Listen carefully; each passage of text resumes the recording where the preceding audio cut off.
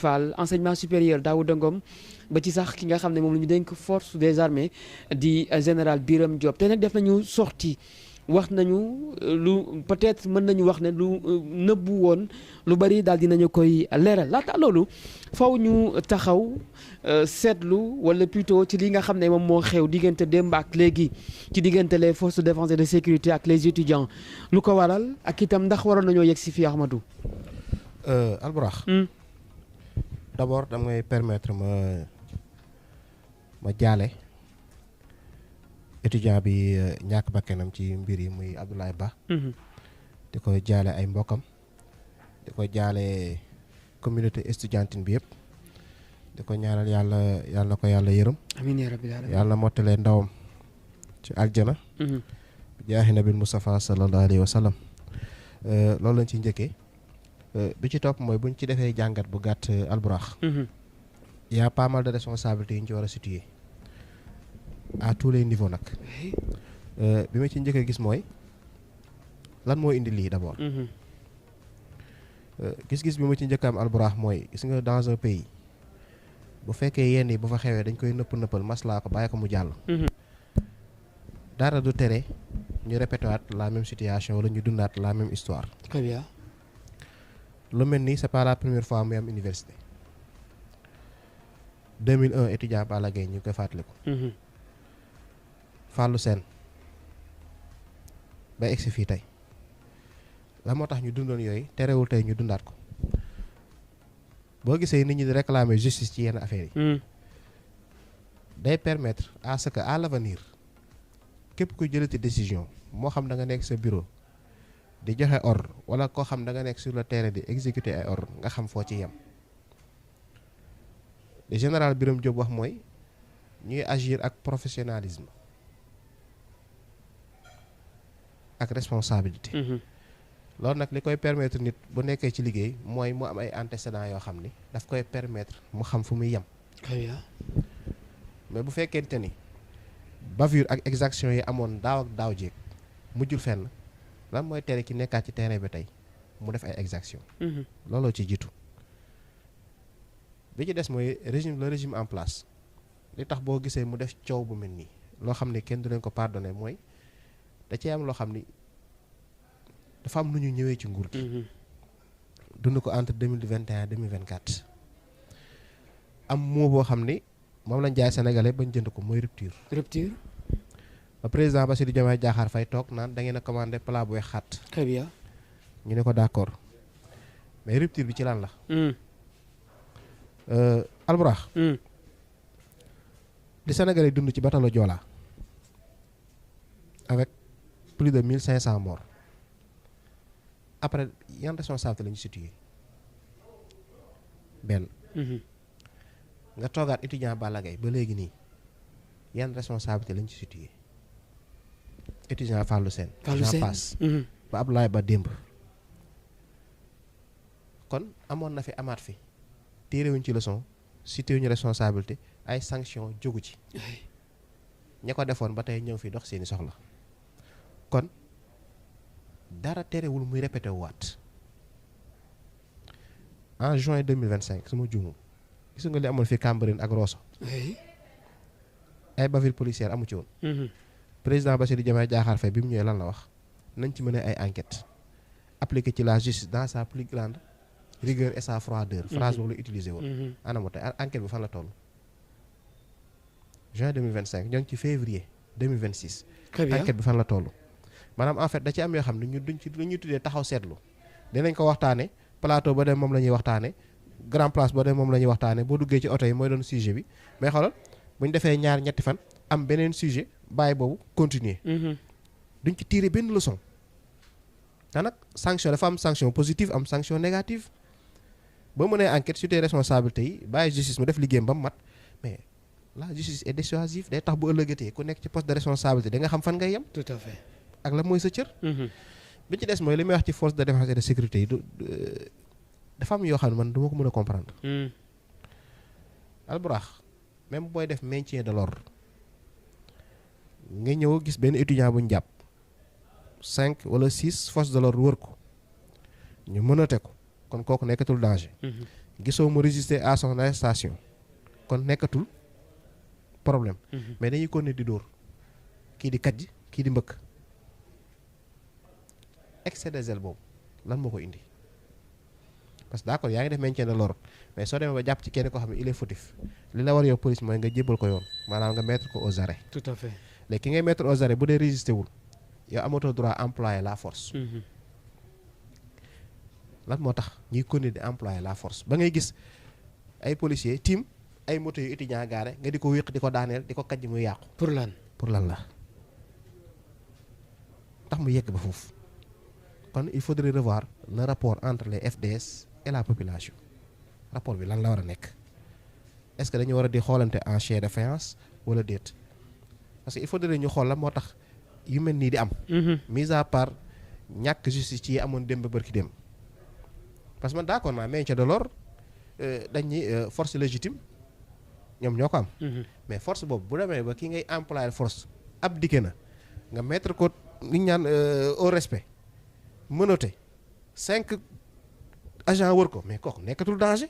continuer di dóor bi pour lan la muy li ci jiitu benn bi ci topp bu dee côté mouvement estudiantine bi gis nañ tey image yi ñu divulgué ci point de presse gouvernement bi mu doon lu ñuy ñaawlu tamit parce que nag nee naa la sax responsabilité côté bu nekk la.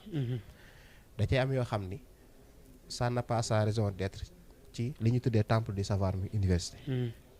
lan moo fi indi jaasi lan moo fi indi ñenn ñi mën nañ leen a dañoo nekkoon ci stratégie de défense ainsi de suite mais nag ku ci nekk dañ lay jox sa wàll. ba bu ëllëgee ku ci nekk am loo bàyyi pour mu mën ba yi mel ni bañatee am. parce que nag ku nekk ngi wax mais nag bakken bu rot dara mënu koo wecci te nag les étudiants yi di revendiquer muy rappelu bourse. il faut d'abord ñu xam ni bourse dafa am volet social bu muy dox. da nga gis étudiant boo xam ne 20 000 wala 40 000 yi muy am su yéexee génn sax day dugg ci ay difficultés ñun bi ñu nekk université petit déjeuner 75 francs dîner ak déjeuner 150 francs la boo calculer le mois étudiant bi day dépenser 11 250 su ma juumul ci ticket restauration mais imagine ki dépensé 11 250 ci restauration nga war ko fay 20 000 na ko Sénégalais natt ci seen bopp. loolu bu yéexee génn rek mu am problème waxuma la ak nag rappel. ak li étudiants yi di doyee rappel. nee naa ba say ba tey bourse d'étude am na mais bourse yi ñu joxe à l'université Cheikh Anta Diop 90% yëpp ci social lay dox. même bi ñuy tuddee bourse d'étude day dugg ci cadre social ndax da ngay gis ñoo xam ne bu seeni parents seen loxo jotoon seen ginnaaw amaana duñ soxla bourse. moo tax bu yéexee fees day am problème. beneen bi ci des dañoo tàmbal mouvement estudiantine ni heure bu bourse yéexee génn il suffit ñu yëngal. comme li ñuy wax benn ñaari fan ñaar ñu la disponible na dem leen fayeeku ci kon li ñuy def seen xel mooy ñoom heure bu yeexee génn nañ yëngal bu ñu yëngalee dina génn. ba ci desit muy erreur bu ci am gis nga dafa am loo xam ni solution yoo xam ne doo ko génnee ci en période de tension. mooy ñi nga waxi bourse y a même pas 1 mois 2 mois ci ginnaaw ba mu jur ay coow nga indi solution apporter ko teg ko sur la table de la négociation étudiants yi ni tant que waxuñu ci rappel yi ñu duñ bokk ci négociation yi. kon point boobu waruñu ko woon a passé. bu dee dañoo bëgg a négocier. day toll benn instant yoo xam ne alburax solution bi doo ko imposer. bi ci desit dafa am yenn solution yoo xam ne il faut l'appliquer de façon graduelle. d'accord nga ni année académique bi moom ngay joxe bourse à partir de inscription nga koy joxe rappel dootul amati loolu mooy sa solution mais bu ni dama koy commencer ren. aviser à partir de année académique tel. ci la ñuy commencé appliquer loolu bu ko defee ñoom ñi étudiant parce que nag alburax ni ngay toogee salarié yi toog di xaar seen salaire par weer di ci def seen i bilan ak seen i programme noonu la étudiant bi toogee yor bourse am di ci dund kooku boo waree laal loolu mu nar a chambouler programme budgétaire am wala financier am non doo ñëw ne ko dañ koy commencé ren. très bien. dafa laaj nga associer leen ci négociation yi. def ak ñoom une communication boo xam ni maanaam nga def benn gestion participative boole leen ci da ci am yoo xam ne étudiants waruñu ko yëgee à travers la presse. tamit laal seen bourse te ku xam campus universitaire ni mu demee alburax du ñëpp am mbokk Dakar. déedéet. am na ñoo xam ne bu dul chambre bi ñu logé dañuy am problème logement ak yu baree bari yi ñuy jànkoonteel léegi nag boo yoree dëkk nga ne da nga koy jëlee au 4e sous-sol déficit budgétaire bi dugg na fii dette cachée jaar na fële wax ko ba étudiant yëpp dégg ko alburax bu étudiant toogee dégg ni président ngi maye ay billets Makka dañ naan xanaa problème bi daa jeex bëgg dem étudiant yi toog nañ dégg ni indemnité de logement wu fonctionnaire yi yóbbu nañ ko 100 000 francs kooku boo ko bëggee gëm loolu que dama am ay contraintes budgétaires non du ko gëm kon ban langage la ñu war a tenir aux étudiants mais côté communication bi fa jar a bàyyi xel tamit kon muy le gouvernement du Sénégal muy mouvement étudiant ku ci nekk am nga sa responsabilité ci lii wax naa ci ba pare. troisième bi nga xam daf may interpellé mooy li maître Bamba Cissé wax jëmale ko ci ñi nga xam ne dañ doon dem université di xambu taal bi dégg naa ci sax kenn koo xam tey suba wax na naan vous avez le devoir de résister waxul pour étudiants yi boppam a tax muy wax ndax bu sañoon réew mi day instable loolu étudiants yi foog ñu am conscience boobu bu ñu nangu kenn di leen utiliser wala di utiliser seen combat di ko récupérer politiquement parce que y a des opposants au Sénégal ils sont irresponsables parce que jàpp nañu réew mi daa war a tàkk pour ñu wax nit ñi que ni régime passif daa échoué mais loin de là mais boo xamee étudiant bañ taal réew même yow boo nangoo nguur gi ci waa passif 2029 mais doo liggéey ci defar ngay ne c'est vrai kon xam bi pour lan la parce que boo fekkee ay li Maître Bamba Cissé wax nañ ci mën ay enquête te nag nañ fexe na bu enquête yi aboutir bañ am ci ay preuves yu leer ba jublu ci ay arrestation bu fa kenn naan nañ bàyyi opposition bi ñoo ko liggéey te nag bu dee da nga xam loo xam ne dafa aboutir ci nit ñàkk ci bakkanam il faudra ñu jël seeni responsabilités ñoom tamit si les propos de Maître Bamba Cissé sont prouvés non il faudra aller jusqu'au bout parce que mënoo fekkee crise bu toll nii jéemoo cee wax jéemoo koo fay mais xam nga lan la ban auteur la ñu war a am. oui. man mën naa ko mën a nga ni opposant la crise am na étudiants yi wax waxi bourse échauffourée am na mais kenn si ñoom terewuñu nga sos sa daal ne xaaral seeti ci le ministre Ngom. waxtaan ak moom.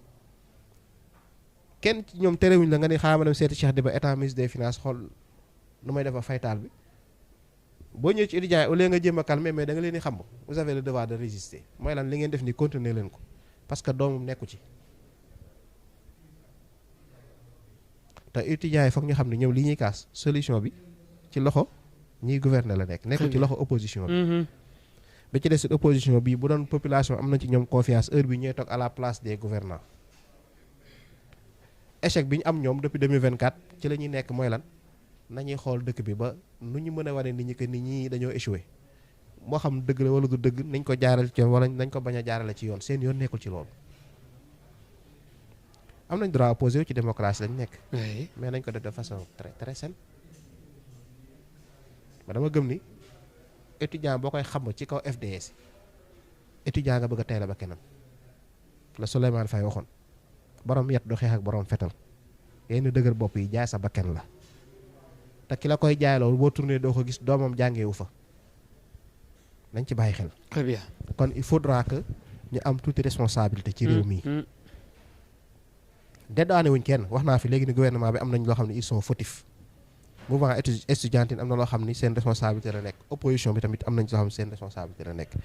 plus jamais ça nag bu ñu bëggee mu bañatee am il faut que justice soit faite ca yowoon démb nag ak yowoon bërki démb foofu lay tàmbalee. impunité moo baaxul. gis nga cohésion sociale ak stabilité sociale ak paix wu société bi ñuy jaay ci justice kese la mën a jaar parce que alburax nit bu toogee ci benn poste décisionnaire. day baax ci moom mu xam ne fii am na ko fi toogoon jël décision yi baaxul nangam ak nangam fekk na ko ci. ba tax mu xam fu muy yem nit ñëpp am jàmm.